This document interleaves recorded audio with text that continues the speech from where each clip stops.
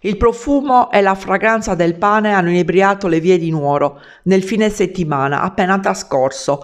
Sa Mesa Nostra, l'ambizioso programma dedicato alla valorizzazione della tradizione culinaria sarda, ha fatto il suo debutto con una 3 giorni interamente dedicata a un simbolo della nostra terra.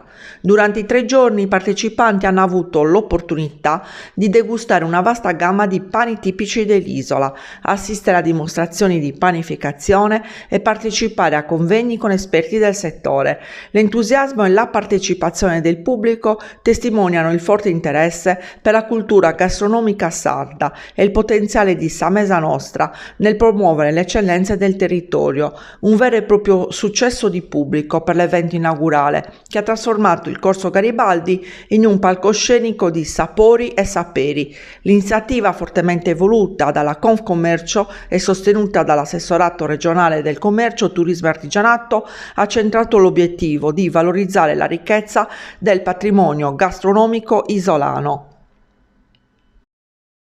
È un settore vivo, importante, quello della panificazione nel nostro territorio, e la dimostrazione sono tutti pani esposti, dai pani rituali ai pani comuni e pani innovativi, quindi c'è innovazione di prodotto, c'è innovazione all'interno del packaging rispondendo a esigenze nuove della distribuzione organizzata, quindi un settore vivacissimo. Le persone che questi giorni hanno visitato questo evento hanno già superato le 2000 presenze e siamo estremamente orgogliosi di aver dato ulteriore visibilità a questo settore produttivo della nostra terra.